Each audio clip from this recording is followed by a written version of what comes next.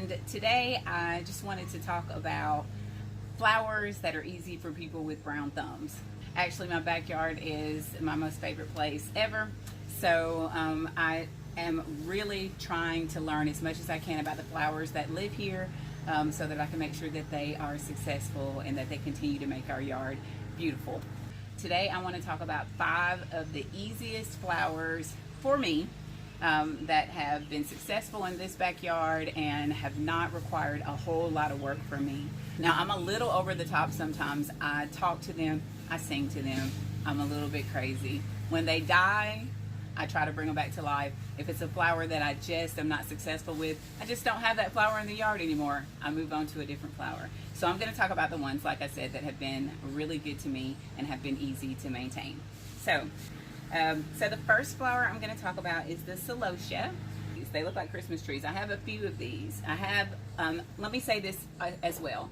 My flowers are potted plants. I do have some that are in the ground, that are planted in the ground, but for the most part, my flowers are potted plants, and I take better care of them that way.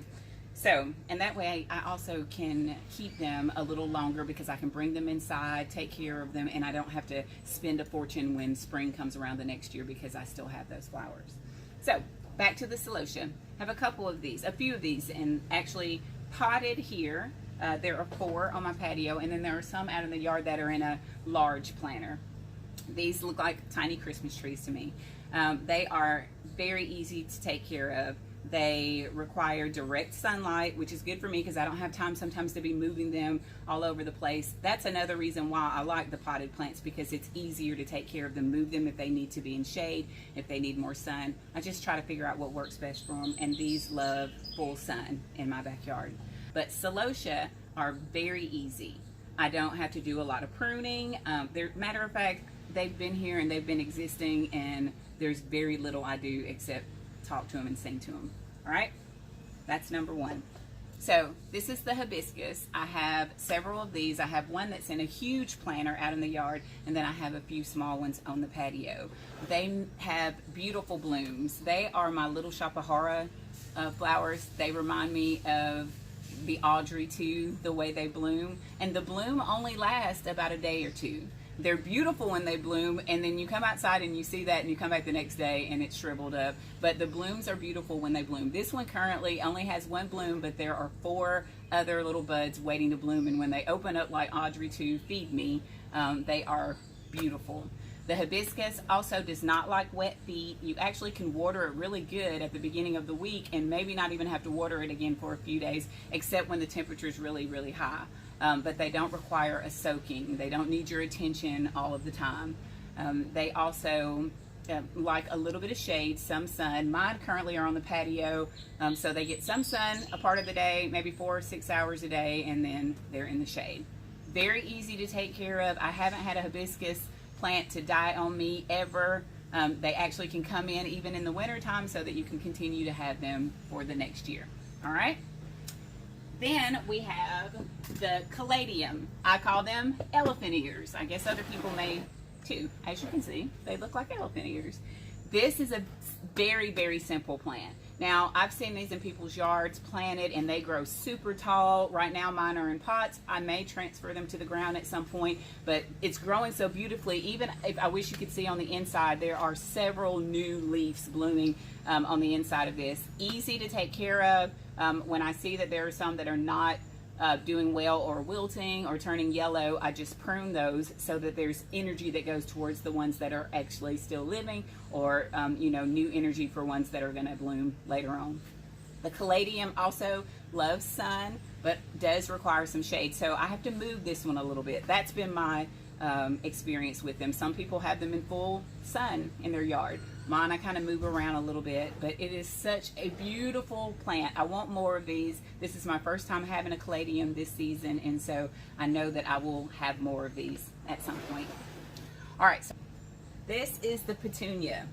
I love petunias. Now, I have heard stories about petunias looking horrible mid-season. Like they're beautiful and they bloom well at the beginning of the season, and then they turn into horribly ugly plants somewhere along the way. I haven't had that experience. I love the Petunia. It's easy to take care of. There is another one in the yard I will take pictures and show you. Now that one's a little bit more leggy. And the blooms are starting to like lean over the plant. Some people don't like their petunias to look that way. I think it looks beautiful that way in the pot, but I've also studied and watched videos about petunias, and if you want the full bloom in the center, then you'll have to cut around the edges to make sure, or cut back so that the blooms grow towards more the center instead of leggy like that one. Now the thing with petunias is you can even see maybe yourself, there are some here that are sort of wilted and dying, and it's easy to just come through here, which is what I used to do, and pluck that dying one right out of the middle of the leaf or out of its home.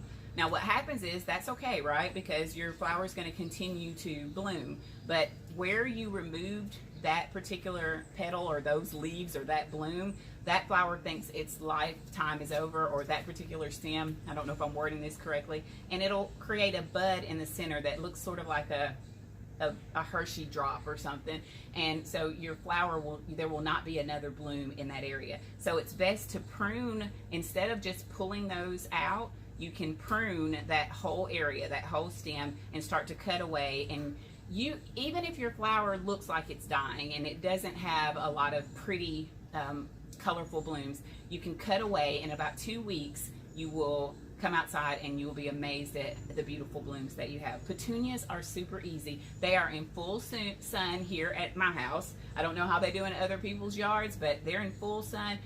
Actually, I have about 5 petunia planters here, and there are 2 that are sort of in the shade sun, and then there are some that are in full sun, and they all bloom beautifully. The last is this Mandevilla. Mandevilla. Like I said, I hope I'm pronouncing these correctly. Now, these are intended to be like vines, so it's necessary to have a trellis or something so that it can attach and grow that way, like a vine plant. I haven't done that yet. These are, I don't know if you see, they're in my yard in a couple of places. I have white and I have this pink red color. They are beautiful. They don't require a whole lot of work from me either, and they love full sun. So there are mornings when I come out and there are some that are wilted and dying, and the same as with the petunias, I can pull those out, and and then new ones will bloom in the upcoming days. However, that just leaves me with an empty pod. I don't know any other way to say that. So it's best if I just go in and cut those that are not doing well, and I also am able to sort of direct the way I want this to grow. The white one that I have in the yard is a smaller one, and it's starting to grow out as well. Some of the blooms will stay low, but once I put the trellis inside of this, it will vine up, and there will be some that grow up tall. Another thing is your soil. Make sure that you have the right soil for your plant. So if you choose either of the plants that I've talked about today, just do your research and find out which soil they exist in better. If it's heavy soil, light soil, and then we also make sure that we give our plants all-purpose food or fertilizer or plant food. So I hope that this has helped someone who also struggles with keeping flowers alive. I assure you that I am not an expert. I don't claim to be an expert, but I get compliments on my flowers, and that makes me extremely happy. I sing to them and tell them how beautiful they are because they are doing well for me with very little work from me. So I hope you guys have enjoyed this, and comment, subscribe, share, let me know what you think. Thank you guys. Talk to you later.